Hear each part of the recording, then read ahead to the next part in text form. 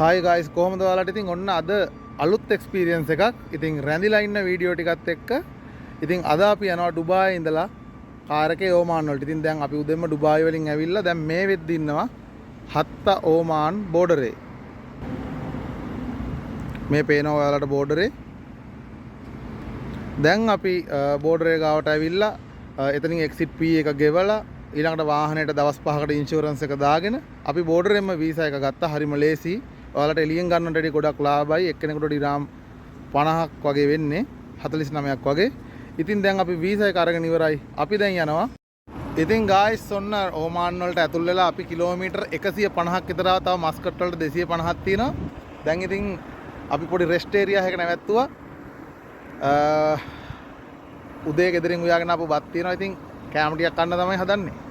එහෙනම් අපි ඊළඟට හම්බෙමු මස්කට් වලදී.